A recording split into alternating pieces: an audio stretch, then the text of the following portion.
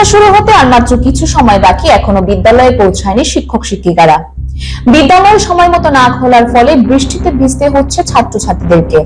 গত 2000 সাল থেকে উদয়পুর মহকুমা উত্তর চন্দ্রপুর এলাকার বাসীরা দাবি জানিয়েছিল এলাকায় একটি বিদ্যালয় স্থাপন করার জন্য, যাতে করে এলাকার ছেলেমেয়েরা ঠিকভাবে পড়াশোনা করতে পারে। দীর্ঘদিন পর 2009 সালে এলাকায় একটি বিদ্যালয় স্থাপিত হয়, যার নাম দেওয়া হয়েছিল তেতুয়াটিলা উচ্চ বুনিয়াদী বিদ্যালয়। স্কুলটি স্থাপিত হওয়ার পর এলাকার ছেলেমেয়েরা এই বিদ্যালয়ে ভর্তি হয়ে পড়াশোনা চালিয়ে যাচ্ছিল, কিন্তু গত কয়েক বছর ধরে বিদ্যালয়ের মান নিম্নমুখী হয়ে যাচ্ছে দেখেও বিদ্যালয় কর্তৃপক্ষ কোনো নজর না দেওয়ার ফলে দীর্ঘদিন ছাত্র সংখ্যা কমতে থাকে। বৃহস্পতিবার এই বিদ্যালয়ের সরকারি নিয়ম অনুযায়ী ছিল পরীক্ষা ও বিদ্যালয়টি প্রথম থেকে অষ্টম শ্রেণী পর্যন্ত রয়েছে, যার শিক্ষক সংখ্যা 7 জন। এর মধ্যে শিক্ষক রয়েছে 5 জন এবং শিক্ষিকা রয়েছে 2 জন।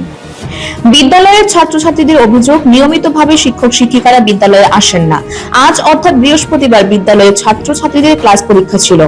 সময় ছিল সকাল 11টায়।